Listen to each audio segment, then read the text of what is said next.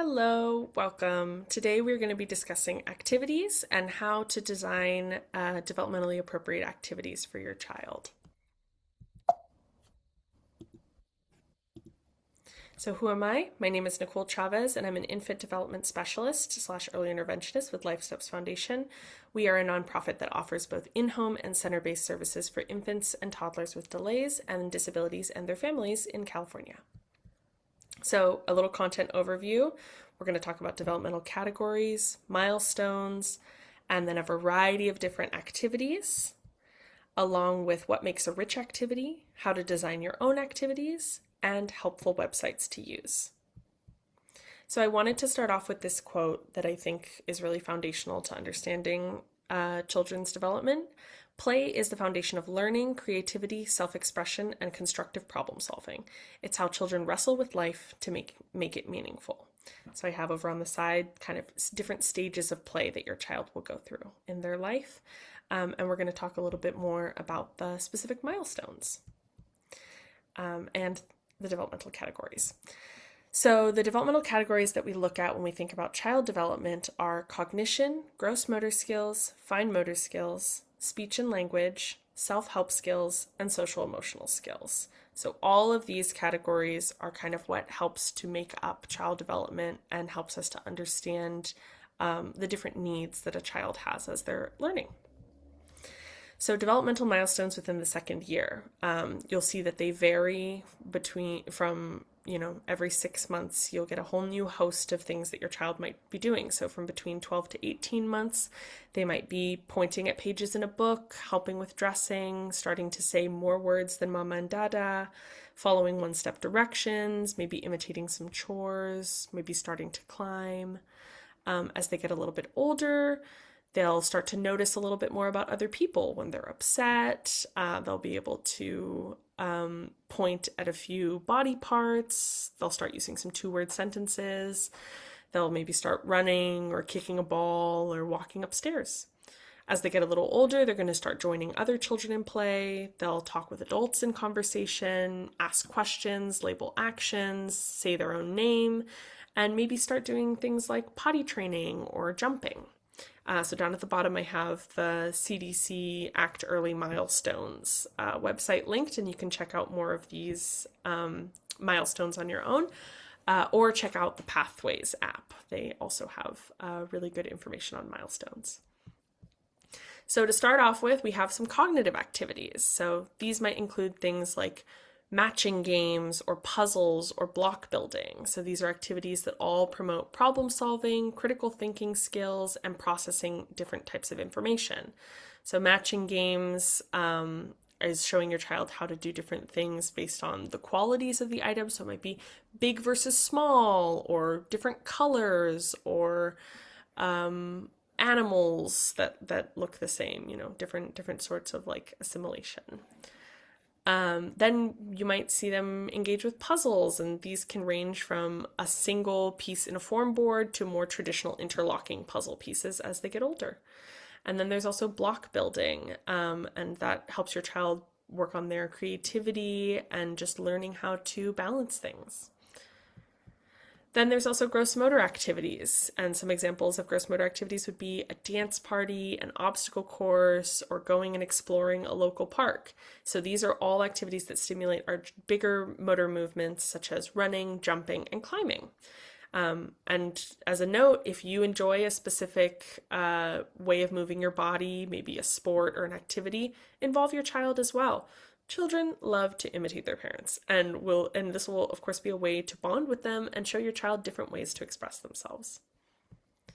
So for fine motor activities, you might try something like having your child place stickers in an activity sticker book, or pull strips of tape to work on their grip strength, or taking small cotton balls out of a whisk to work on that pincer grasp and pulling things out, or moving the tines of the whisk to pull things out. Same with the cognitive skills. Building blocks is a wonderful fine motor activity too, because your child is working on gripping the blocks, keeping that balance of a tower, and being able to see how different things go together. So fine motor activities are all the activities that work on the small muscles in your hand, and they help with pre-writing skills and other practical abilities. Then there's speech and language activities. So these could be games like the Achoo game, where you put a stuffed animal on your head and you pretend to sneeze it off while saying Achoo and sneeze it off when you say chew. You can, after doing that repetition a couple of times for your child to get used to, leave a big pause after you say the sound ah, and see if your child makes a sound in response. And whenever they respond, sneeze the animal off your head. And then they'll start to make it an association of, oh, if I make a sound, my parent will react in a certain way. And that will encourage them to make more sounds. You can also encourage more sound production by making animal sounds together or reading books and just speaking more with your child. The more that you describe things, images, the things in the world around them, the more you narrate their experience, the more words they'll have to pull from when they start to be able to move their mouth and produce speech as well. For social emotional activities, you can do things like pretend play and act out different experiences that your child might go through. You can sing songs about feelings, which helps your child learn how to collaborate with others by singing together, and how to imitate as well. Or you can look at family photos and describe the people in your family, make different facial expressions, and talk about what they enjoy. And these are all activities that help your child's understanding of emotions, other people, and how to socialize. Then there's also self-help activities. So these are all activities that support your child in independent decision-making and independent movement through the world. So things like being able to dress themselves and practice dressing up and having a mirror there for them to be able to explore their own features. These can all be really great ways to kind of promote that independence, to show your child that they have the capacity to change what they're wearing or do something a little different or make a silly face in the mirror. You can also allow your child to feed themselves. The experience of feeding yourself gives a lot of, pride to your child. Children get really excited when they succeed at trying a new skill. And letting them make those mistakes along the way is just part of the journey. You can also encourage your child to participate in household tasks. So let them put clothing into the dryer or clean up spills or wipe things with a sponge and soapy water. Those are all ways to show your child that those daily routines that they see their parents or caregivers engaging in are things that are responsibilities that they will have as well and are beneficial practice for understanding how the world works. So, how do we develop activities? Well, when you're looking at activities and like ideas of activities of what you're wanting to do with your child, it's really important to consider your child's interest. If your child is not interested in throwing a ball or rolling a car around, maybe don't pick activities that engage with those items as much. Maybe pick something that is more interesting to them. Maybe they enjoy coloring. Maybe they enjoy sensory exploration with water or sand. Maybe they enjoy pretend play a little bit more. Try to incorporate their interests and see how that changes the way that they play or the length of time that they're involved with an activity. You're also going to want to consider your child's developmental level. How old are they? What skills are they working towards? Have their teachers or caregivers, maybe a nanny or daycare provider, mentioned anything that they're trying to work on in the classroom, like maybe cleaning up or maybe working on holding a pencil or working on engaging with the other kids around them. Think about their developmental level and what would be beneficial to them in that moment to work on whatever skills they're approaching. Then you can think of ways to combine the interests and the needs. So what activities will engage the interest and support those upcoming developmental milestones? And we'll talk a little bit more about this on some of the next slides. And last but not least, come up with your materials and implement your activity. So it can be really helpful to use open-ended materials. A lot of these materials are things that can be found in your home or in nature, but you can always go out and pick up a specific toy or an activity or a game that you're seeking out. So I have a picture down here of things like egg cartons and ping pong balls and maybe little cups or paper towel rolls. Those are all really open-ended materials that can be used in a wide variety of ways depending on what your child is learning how to do. So, what does a developmentally rich activity look like? A developmentally rich activity is something that your child is going to be interested in, that suits their needs, that follows their developmental trajectory, is something that is easily implemented throughout the day. So maybe it fits in right after snack or right before nap time or before bath time, something like that, and is something that uses open-ended materials.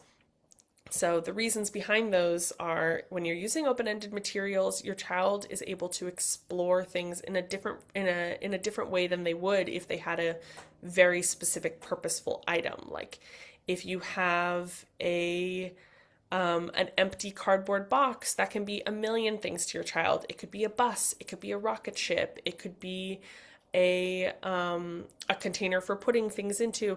You can use it as a hoop for throwing a basketball into. Like you can use open-ended materials in a really wide variety of ways, and it allows your child's creativity to shine.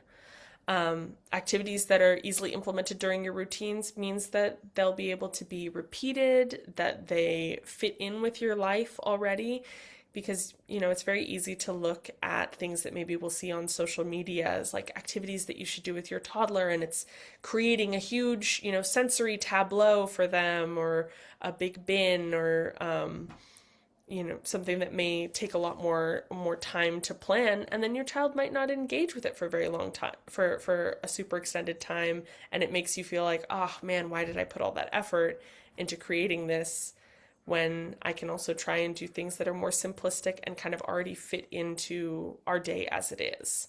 Not to say that those bigger experiences aren't fun, can't be rich activities, and may not be interesting to your child. By all means, try those bigger activities, see what your child is interested in. They might love the activity, or you might figure out a way to manipulate it and change it a little bit to make it more interesting for your child specifically. Activities that follow your child's interest are ones that will provide the richest learning experience. When children are interested, they're learning.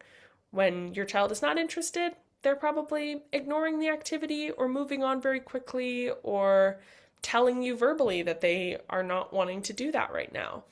That's fine. You can always try again later. You can try and adapt the activity, change it a little bit, or follow your child's direction and see what facets of that activity remain interesting to them. And then last but not least, an activity that examines multiple developmental categories has more angles to examine. So it allows them to use creativity and try out a variety of different skills. You can even create your own developmental web. So I made an example web here. So here are the big questions are in blue. So do they need support in a specific category? What are they working on? What can they do confidently? And what do they enjoy? So, and their age. So, for example, if your child is 26 months of age, they need some help with their fine motor skills, they're working on hand washing, they are really confident about their pretend play, and they enjoy bubbles and trucks. Well, an activity idea could be a toy car wash. You get some cars, you get some bins of water, one bin of soapy water, one bin of clean water, and you dirty up the cars a little bit, and you give them some sponges, maybe a squirt bottle, and just have them explore cleaning up the cars. That's practicing hand washing skills. So engaging with water, engaging with soap, showing them how to use their own hands to wash their own hands. A lot of children are being shown how to wash their hands with an adult washing their hands for them. Have your child practice it themselves, or practice washing these cars just so they get an idea of what it looks like to get dirt off of something. So that can be a really fun activity, and that's a pretty basic example of how to create your own developmental web.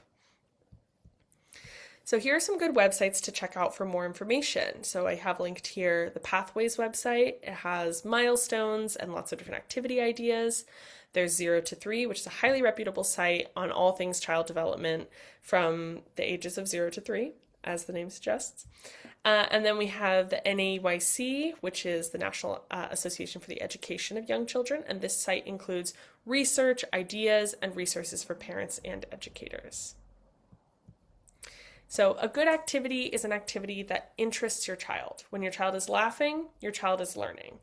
We can all remember big moments from our own lives where we were exceptionally happy or exceptionally sad and frustrated.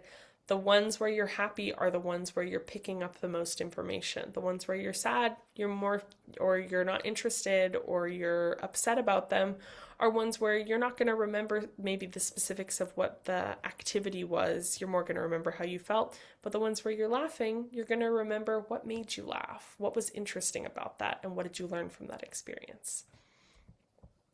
So all of this presentation was as a result of our partnership with First Five of San Mateo County and Help Me Grow. So First Five San Mateo County has an array of information to support your family as your child's first teacher. You are your child's first teacher. You spend most of their day with them.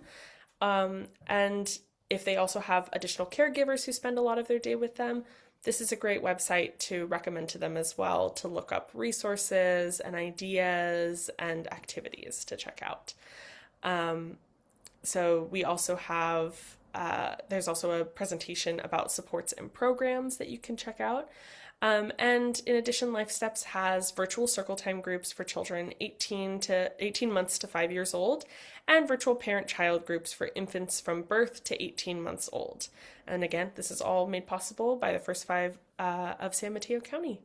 Thank you so much for taking the time to check out this presentation today. I hope you learned something, and feel free to reach out to Life Steps or to First Five of San Mateo County for any additional resources and ideas.